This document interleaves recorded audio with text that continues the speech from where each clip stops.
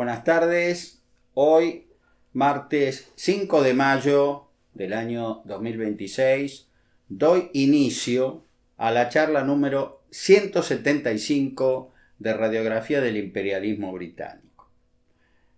Bien, mis queridos amigos, voy a hacer un pequeño hincapié con el tema que dije que el otro día, con la famosa filtración de un correo electrónico en el Pentágono, que yo no lo creo, que se les escapó, que se filtró. Bueno, parece que en Estados Unidos, de alguna manera, el gobierno ha inducido a que varios medios de comunicación social recojan el guante y, por ejemplo,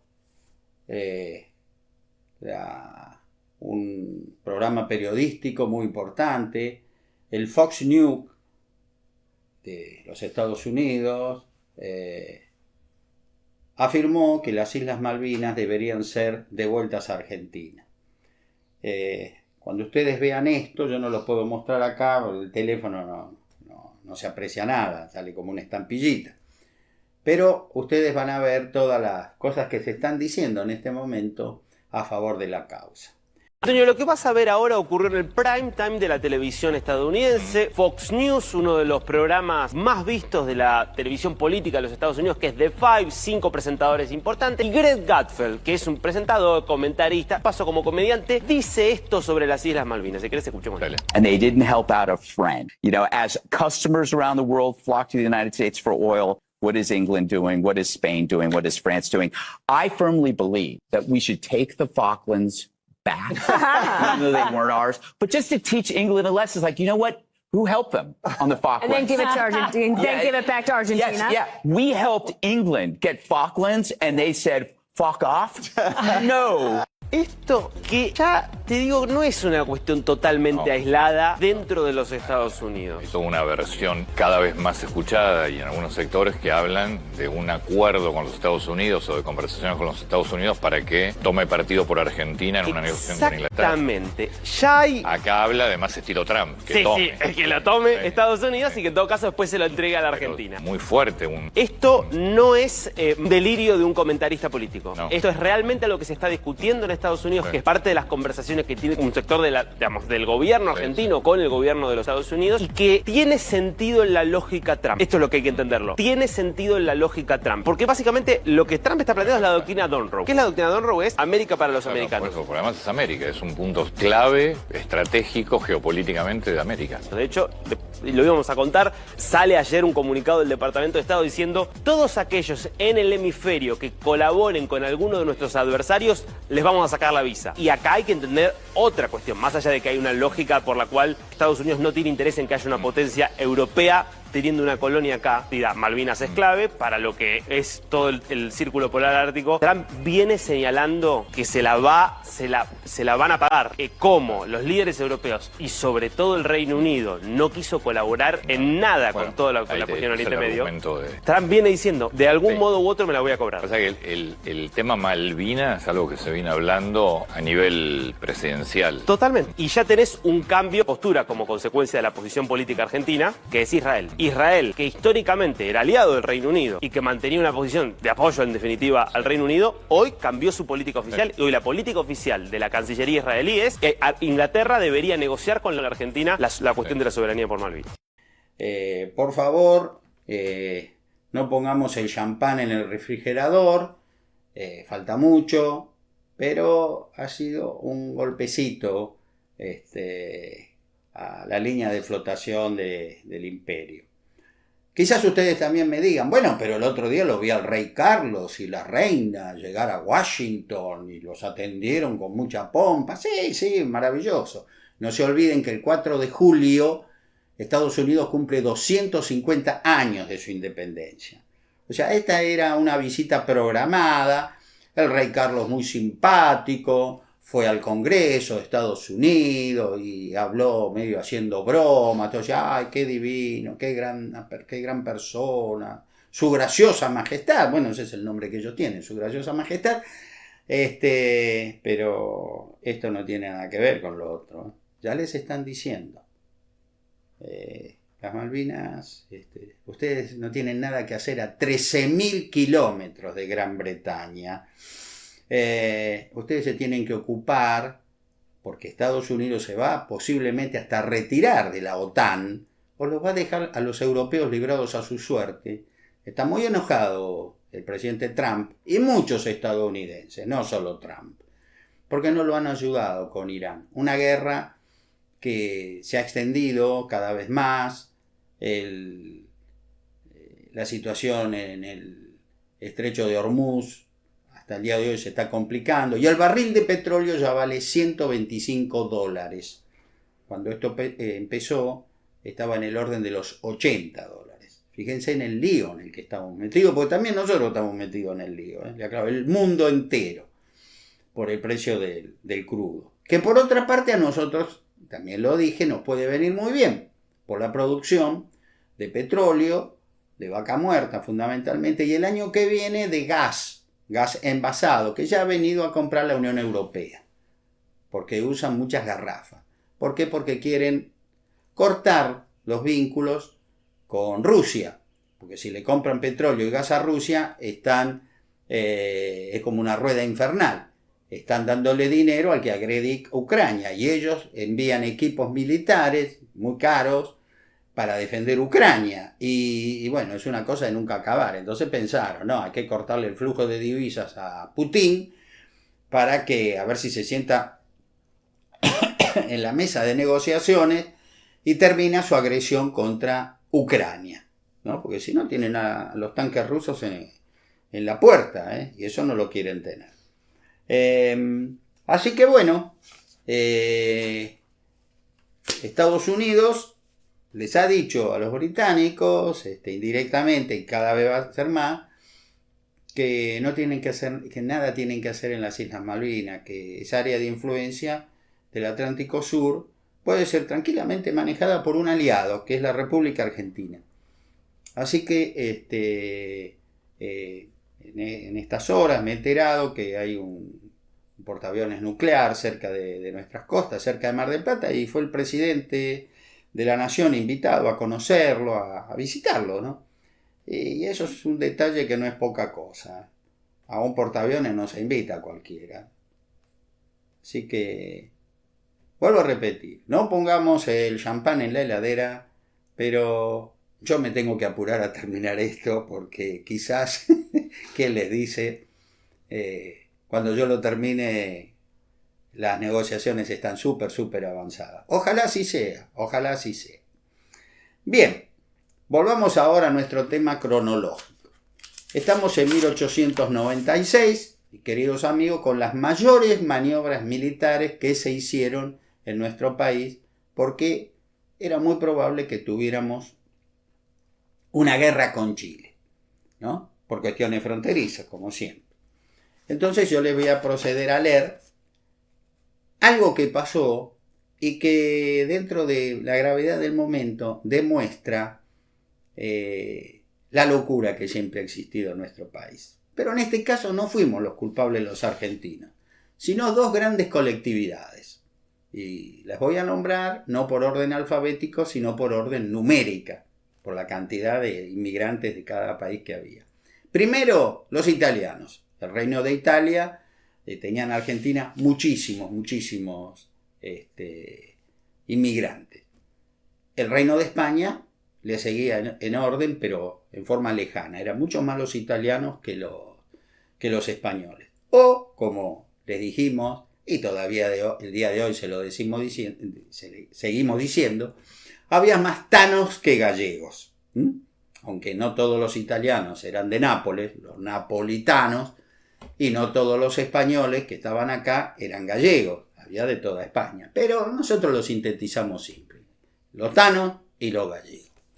Ahora entonces vamos a 1896 con el envío, dentro de una importantes, porque no fue un solo convoy ferroviario, sino varios, trenes que se dirigían a un pequeño pueblito fundado por colonos franceses, digamos, la provincia de Buenos Aires, llamado Pigüé, que es una ciudad preciosa, como yo ya se los dije, es preciosa, Pigüé es hermosa, el paisaje que hay, todo, y si van en verano las piletas son espectaculares.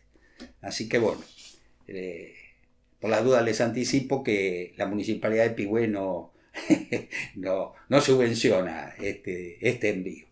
Pero si quieren conocer un lugar verdaderamente precioso, Pigüé y las sierras de Curamalal, que ustedes la tienen ahí a la vista, es precioso. Bueno, paso a leer 1896. La movilización militar de 1896 corrió con un extraordinario respaldo popular. El respaldo popular fue impresionante, ¿no? En todo el país, porque las maniobras de Curamalal, ya le dije, fueron las más importantes, numéricamente porque abarcaban lo que hoy es la Ciudad Autónoma de Buenos Aires, la capital federal y la provincia. Pero se hicieron en varias partes del país, Eso se los quiero recordar otra vez más. Esto sirvió también, esta movilización, para un plus integrador de nuestra sociedad con los inmigrantes, ya que los hijos de los inmigrantes se sintieron honrados y orgullosos que esta, la patria de adopción de sus padres, los reclamara. Y los muchachos, por lo que yo he investigado, lo que yo he leído, no hubo ningún caso de que hay, perdón, estoy enfermo, no puedo ir. No. Yo diría que en un gran porcentaje todos dijeron, vamos nomás, vamos a terminar con esto, la patria nos necesita. Por citar un ejemplo, haré referencia a lo que aconteció en la ciudad de Buenos Aires con los integrantes y la partida del Regimiento 11 de Infantería de Línea, desde su acantonamiento en los cuarteles de la calle Talcahuano, frente a la Plaza Lavalle, donde hoy están los tribunales de Buenos Aires, la sede de la Corte Suprema. Ahí estaba ese regimiento, hasta la estación Solá del Ferrocarril del Sud. La estación Solá es cercano ahora donde estaría ubicada, para que ustedes me entiendan bien, Casa Amarilla, ¿no es cierto? Donde está el Instituto Browniano, ¿sí? A las 3 de la mañana del miércoles 15 de abril de 1896 se dio el toque de Diana, dando comienzo a una febril actividad de sus 441 efectivos, sin distinción de grados ni revista.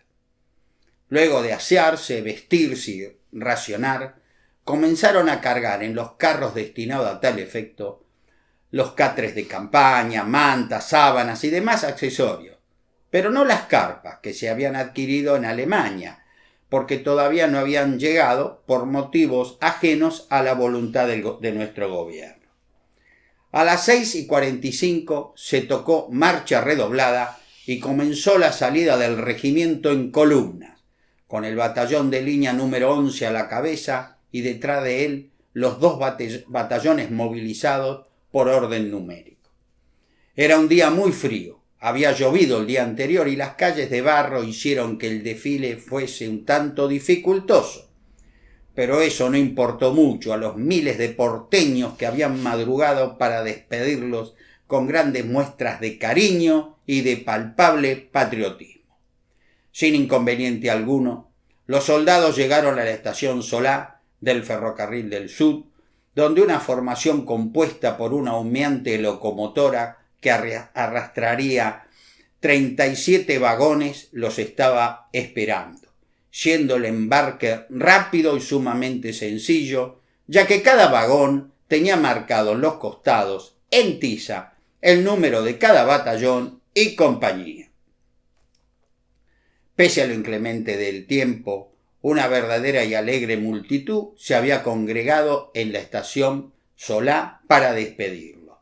Por dicha razón, y gratamente impresionados por esa movilización paralela, la superioridad militar permitió que se quebrase un tanto la disciplina militar Y así, las madres y novias de los conscriptos aprovecharon para despedirse y muy orgullosas los abrazaron y besaron, dejando, ¿por qué no?, que algunas lágrimas corrieran por su rostro. Fue un momento muy, muy emotivo, según las crónicas que yo he consultado.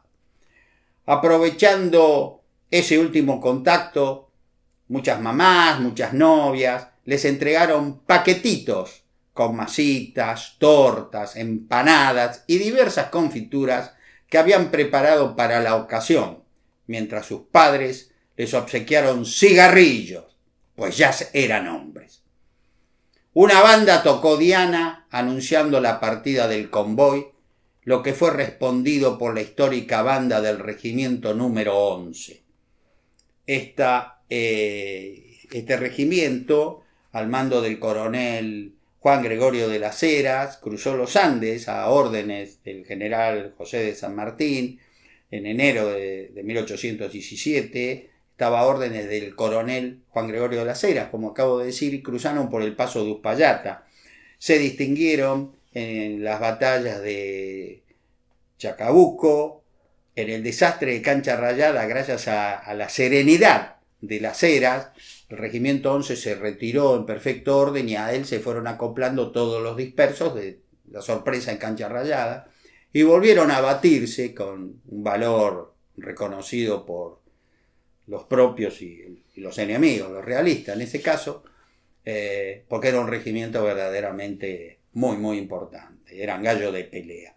Bueno, este regimiento tuvo una banda militar que fue la que cruzó los Andes con el ejército de los Andes, y esa banda militar, por supuesto, no la misma, no los integrantes, habían pasado muchísimos años, más de 70 años, pero es una de las bandas militares más prestigiosas, más reconocidas del glorioso ejército argentino. Esta banda, me escapo un poquito, voy a 1817, entraron en Santiago de Chile con el ejército libertador, el ejército de los Andes, el ejército argentino, el ejército de los Andes, y el historiador chileno Vicente Pérez Rosales, que fue testigo de eso, dijo: terminado un banquete, por 2 veces se volvió a cantar la canción nacional argentina, y la última vez lo hizo el mismo San Martín. Todos se pusieron de pie. Hízose introducir en el comedor 2 negros con sus trompas, y al son viril y majestuoso de estos instrumentos, hízose oír la voz de bajo, áspera pero afinada y entera del héroe, San Martín lo está describiendo, ¿no?, que desde el paso de los Andes no había dejado de ser por un solo instante el objeto de general veneración por los chilenos, porque verdaderamente en febrero de 1817, por lejos, el general San Martín era el hombre más admirado y más querido por los habitantes de Santiago de Chile, que vieron a su verdadero libertador, porque fue el que los venció a los realistas en la batalla de Chacabuco el miércoles 12 de febrero de 1817. Discúlpenme, me escapé por las ramas. Ustedes saben que yo soy miembro de número de la Academia Sanmartiniana, y bueno, y San Martín me puede. Y como le hice un anuncio por escrito, diciéndole una grata nueva que verdaderamente me tiene muy, muy, muy, muy contento, muy, muy satisfecho, he sido nombrado, como ya lo dije, lo escribí, por el nuevo presidente del Instituto Nacional Sanmartiniano, el coronel mayor, doctor en historia, Hernán Cornut, como nuevo vicepresidente segundo de esa institución. En estos días nos vamos a reunir para definir las tareas que van a ser mi responsabilidad, y les voy a llevar algunas ideas, porque creo que tenemos que hacer cosas muy, muy importantes. Pero bueno, volvamos a la movilización. Perdónenme. Estamos en la estación Solá. están subiendo los conscriptos para ir a las serranías de Curamalal, y de pronto el tren se nos pone en marcha, la locomotora empieza a marchar. Mientras los soldados conscriptos asomados a las ventanas saludaban con sus pañuelos a quienes, familiares, las novias, los amigos que se habían congregado para despedirlo, la multitud efervorizada los despidió agitando pañuelos, alentándolos en diversos idiomas, entre los que se destacaban, por supuesto, el italiano, que era el que más se oía después del castellano, ¿no? Esto no pudo ser soportado por la colectividad española, pongo ya acá entre comillas, quienes respondieron aclamando a las tropas, agregando fuertes vivas a España y al rey de España. No tenía nada que ver, pero bueno. Los gallegos, que en esa oportunidad eran más numerosos, pensaron que habían ganado la partida a los tanos al tapar su grito, pero no fue así, ya que la última manifestación de apoyo a los conscriptos porteños se les brindó en el puente de Barraca por un grupo de entusiastas genoveses que estratégicamente se habían desplazado, y por supuesto los italianos ahí dieron suelta a toda ¿no? Forza, ¿no? Y les ganaron la partida a los gallegos. Los italianos en ese momento les gritaban que tuvieran que luchar, ¿no? Como el general Oreste Baratieri, que hasta ese momento era el niño mimado de las noticias de Italia, procedente de Italia, porque este militar estaba destinado en África y estaba luchando con gran éxito frente a las tropas de Etiopía, que ellos le decían Abisinia. Pero cuando esta comunidad italiana despedía a los conscriptos que se iban a Curamalal, ellos no sabían que se había producido una terrible derrota en Etiopía un mes y medio atrás. Esa ovación, esos gritos, esa euforia a favor del general Oreste Baratieri debe haber sido la última que se pronunció en nuestro planeta, porque luego de la derrota tuvo que retirarse, llegó a Italia, fue olvidado, acusado de lo peor, porque como dijo el gran Napoleón Bonaparte, la victoria tiene 1000 padres, mis amigos, pero la derrota es huérfana. Así que perdió Baratieri, no sirve Baratieri, es humano, es triste, pero es así. En la mayor soledad, 5 años más tarde, es decir, en 1901, murió olvidado por todo el mundo este general. Así es la vida.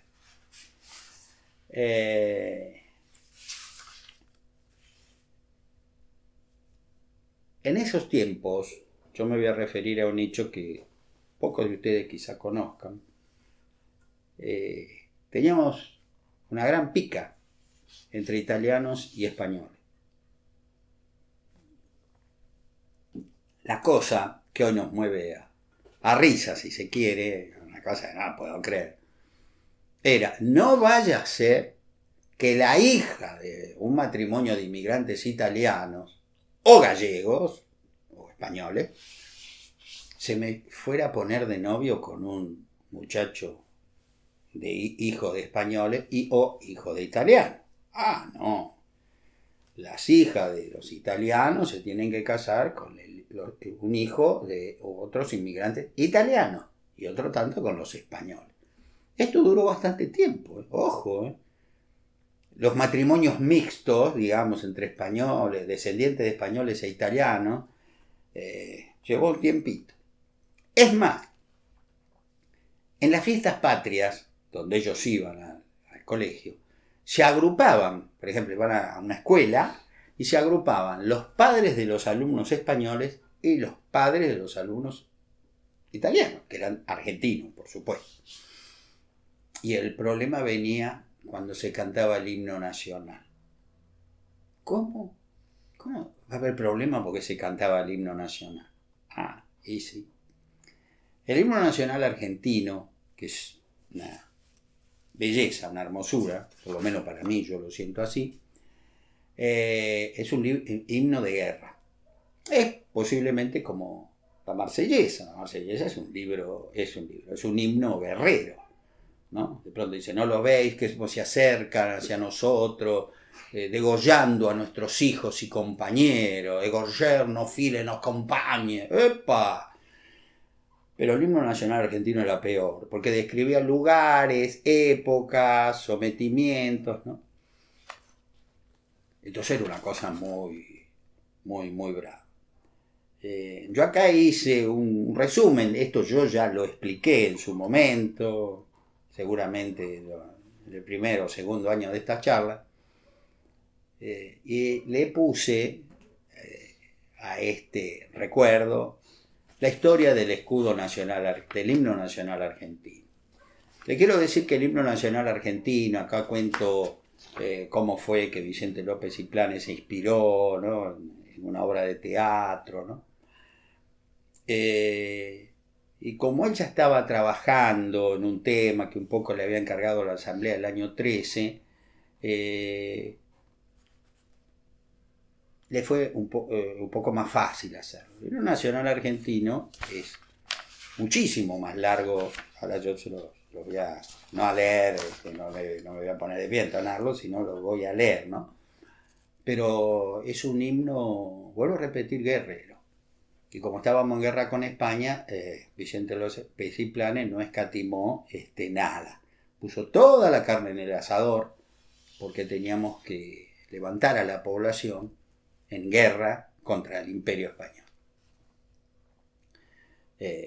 Por suerte, esta letra del doctor Vicente López y Planes, que ya que estoy de paso haciendo un recuerdo, les recuerdo que fue el segundo presidente de la República Argentina. El primero fue Bernardino Rivadavia. De su renuncia asumió, por un breve periodo, el doctor Vicente López y Planes, que fue presidente de la República Argentina.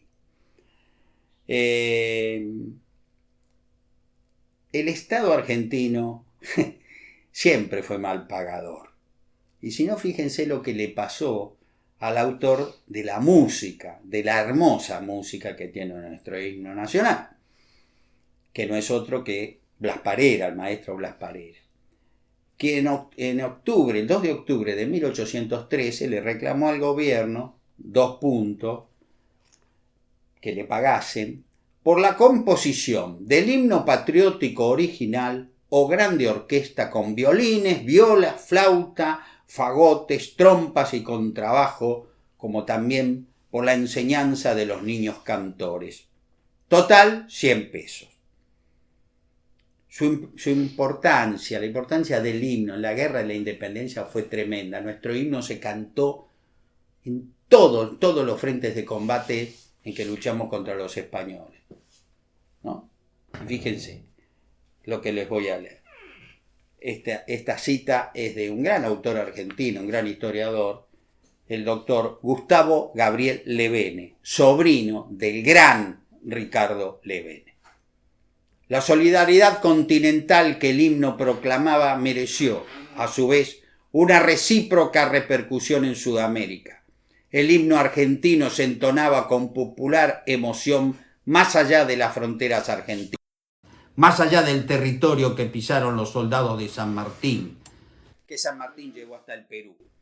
El capitán inglés Bowell, que luchó en los ejércitos independientes de América, recordaba en Londres que 500 llaneros del general Paz, un gran hombre, un hombre muy valiente, un venezolano, un Lavalle, que ustedes me entiendan, que era subordinado de Simón Bolívar, celebrando un jolgorio en un lugar remoto del bosque, sus hombres entonaron con regocijo frenético el himno nacional argentino.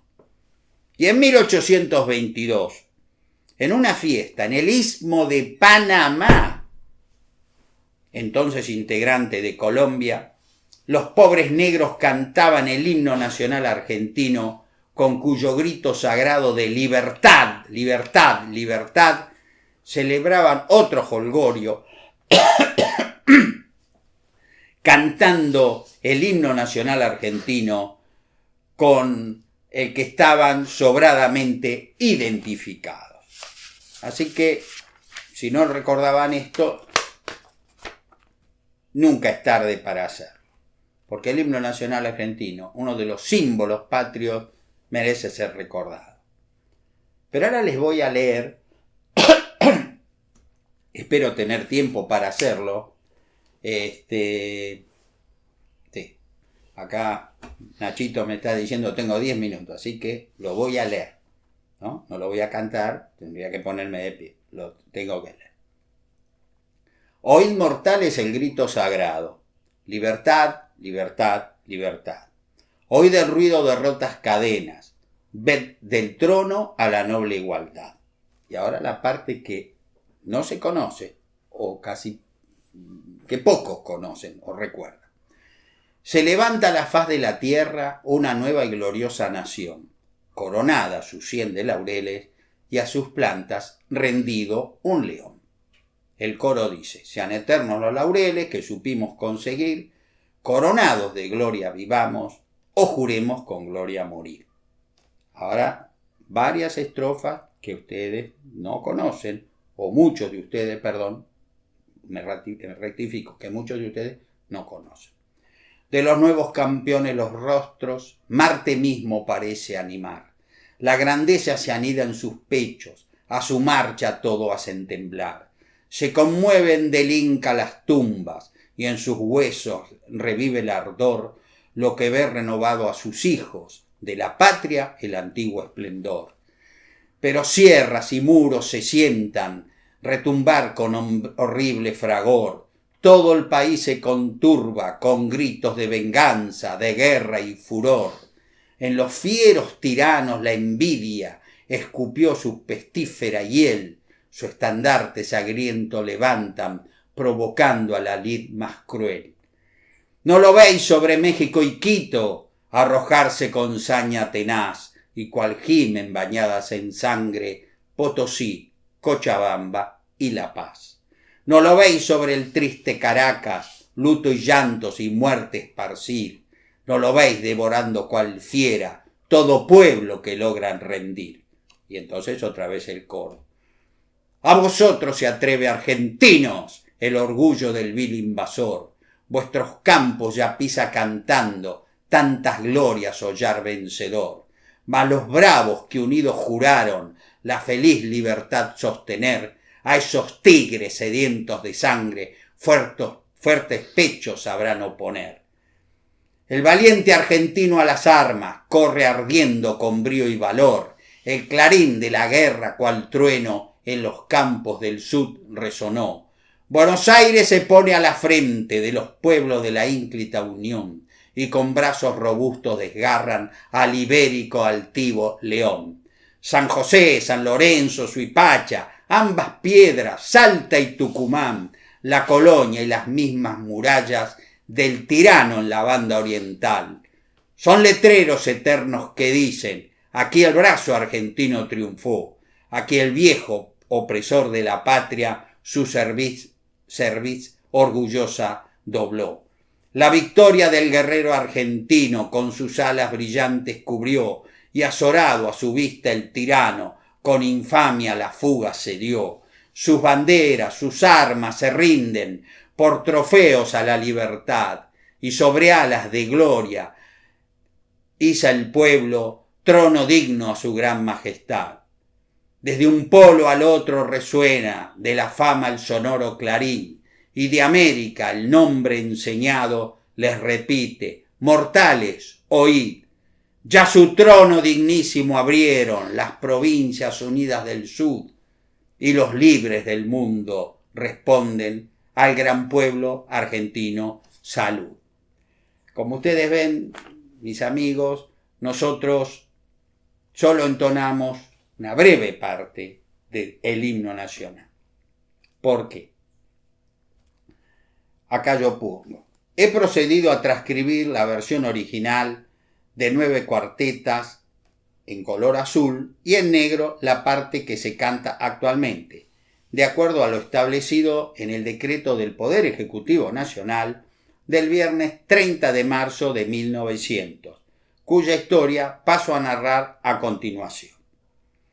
En febrero de ese año se presentó una delegación de la colectividad española de Buenos Aires y pudo entrevistarse con el presidente de la Nación Argentina, el teniente general Julio Argentino Roca, a fin de solicitarle quisiera tener a bien contemplar la posibilidad de acortar, de modificar nuestro himno nacional, pues consideraba que algunas estrofas del mismo resultaban hirientes. Y esto era tomado por los italianos para mofarse de los españoles cuando cantaban el himno. Mientras lo cantaban se lo señalizaban, ¿no? Esta parte, ¿no? Como diciendo, fíjense cuando decís, ¿no lo veis sobre México y Quito arrojarse con saña tenaz y cual gimen bañadas en sangre Potosí, Cochabamba y La Paz? ¿No lo veis sobre el triste Caracas, luto y llantos y muerte esparcir? ¿No lo veis devorando cual fiera todo pueblo que logran rendir?